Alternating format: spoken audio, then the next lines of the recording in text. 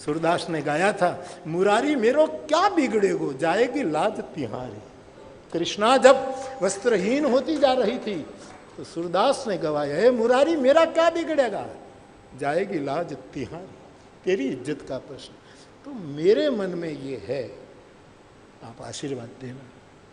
इस बार यहाँ भगवान इस दौरान मुझे एक कथा करनी थी। यहाँ हमारे अभय जी भी कहते हैं, बापू हमने सब तैयारी कर रखी थी, आपने कथा चेंज कर दी, ऋषिकेश ले गए।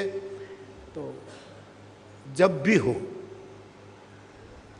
आप हमको आदेश करिएगा, आपको केवल आदेश ही करना है, सेवा कोई भी कर लेगा। पंडित जी का कर्जा चुकाने के लिए तुम्हारा मुरारी बापू चित्रकूट में एक कथा करेगा, और तो क्या दे। रुपये वाले रुपया दे सकते हैं, हमारे पास तो कथा है साहब, हम यही दे सकते हैं। तो जब आप कहेंगे आपको और कोई चिंता नहीं करनी। कई लोग हैं सेवा कर लेंगे साहब, उनकी भी धन्यता, उनके धन की भी धन्यता। रामचरितमानस में लिखा है, धन वो ही धन्य है जिसकी प्रथम गति हो। 100 धन धन्य प्रथम गति जाकी। जिस धन की 3 गति है, नाश, भोग और दान, तो जिस धन की प्रथम गति दान के रूप में होती है, इदम अग्नये न मम के रूप में होती है, तो हम इसमें नाना जी का भी स्मरण रहेगा, इस कुर्सी एक महापुरुष की। आपको भी प्रार्थना करेंगे, आप भी पधार करके आशीर्वाद देंगे, भगवान तो आएंगे ही, आपके बिना मनुमति बोल रहा हो। तो जब भी साल में 2 साल में, इस बार की कथा जो अभय जी रुक गई हैं, वो इन यहाँ के चेतनाओं के स्मरण में और केंद्र में महाराज के स्मरण में हम 9 दिन का राम कथा का मानस राम किंकर करेंगे।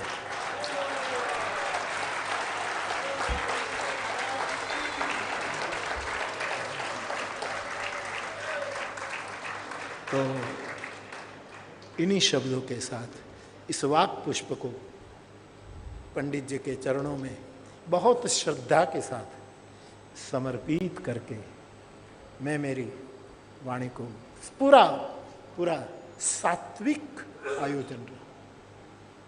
त्रिगुणातीत तो हम नहीं कर सकते क्योंकि जीव है, लेकिन सात्विक आयोजन। मैं बैठे बैठे यही देखता कितनी सात्विकता, और डर लगता था कि कहीं चूक हो जाएगी तो पंडित जी तस्वीर से बाहर निकल करके हाथ पर, खबरदार ऐसा बोला, ऐसी छवि आपने। और आपने तो कल कौन सी आंखें बताई, आपने कुछ आंखों का जिक्र किया था, वर्णन किया था। तो पंडित जी कहीं शीशा तोड़ करके बाहर ना आ जाए, ऐसे आप साक्षी रूप में बैठे हैं। तो पूरा ये आयोजन भव्य नहीं है, भव्यता लौकिकता को निकट लाती है। दिव्य तो है ही, क्योंकि चित्रकूट की यहाँ पद गाया है, सब सोच विमोचन चित्रकूट, कलिहरण करण अद्भुत चित्रकूट अति विचित्र। ये भूमि अति विचित्र, विचित्र नहीं अति विचित्र। और अति विचित्र परमात्मा होता है, अति विचित्र कोई बुद्ध पुरुष होता है, अति विचित्र कोई धरती होती है, अति विचित्र कोई प्रसंग होता है, अति विचित्र कोई सूत्र भी हो सकता है जिसकी तुलना कोई नहीं। चित्रकूट अति विचित्र। तो ऐसी भूमि पर यह आयोजन हो तो बड़ा सात्विक मुझे लगा। मैं पहले दिन आया तो मैंने, हमारे रामचरितमानस में प्रसंग है जनक की रंगभूमि में, जब राम लक्ष्मण को लेकर विश्वामित्र जी है, खचाखच रंगभूमि भरी है, जानकी जी का स्वयंवर का प्रसंग है। और जब विश्वामित्र जी की अगवानी करते हुए विदेहराज जनक पूरी रंगभूमि व्यवस्था दिखाते हैं, और जनक के मन में ये अभिलाषा रही हो कि नहीं मुझे खबर नहीं, लेकिन बिना अपेक्षा किए पूरी रचना देख करके जनकराज के सामने विश्वामित्र इतना ही बोले, भली रचना राजन, ये रचना बहुत भली है। मैंने पहले दिन कहा, पूज्यपाद भली रचना, बहुत सुंदर रचना आपने की है, इसका स्मरण सालों तक रहेगा। बीच में जब योग बनेगा तो मैं अंजलि देने के लिए आ जाऊंगा। और अयोध्या में भी तुलसी जयंती महाराष्ट्र की शताब्दी मनाई गई। मंदाकिनी माँ ने मुझे कहा, मेरे से वचन ले लिया था कि आपको 2 घंटे तो 2 घंटे आना चाहिए। वहाँ भी मैं वो आया, प्रणाम कराया, और यहाँ तो आना ही आना था, यहाँ आए। और ऐसा भी कर सकते हैं भगवान, हो ये तो आप पर छोड़ रहा हूँ। हाँ, ये आयोजन किस विचार से करना चाहिए वो आप जाने। हम तो तैयार होकर तैयार मीन से क्या, ये कपड़े पहनकर बैठ जाएंगे, और क्या तैयार होगा ना, हम बैठ जाएंगे। लेकिन हो सके तो ऐसा भी करेंगे कि ऐसा एक मंच उपस्थित करेंगे जहाँ पंडित जी की सेवा में रहे सभी उनके सेवक एकत्रित हो जाए। क्योंकि कभी कभी क्या है, मूल पुरुष की कितनी शाखाएं होती हैं, और ये शाखाएं फिर हर शाखा को क्यों न जोड़े, अपने अपने ढंग से सब जगह। ये तो सार्वभौम होना चाहिए, लेकिन चित्रकूट में जब ये आयोजन हो तो पंडित जी के सभी सेवकगण यहाँ संघे शक्ति कलौ युगे, कलयुग में संघ की शक्ति है, और आपकी पूरी परंपरा ने ये जगत को दिखा दिया था।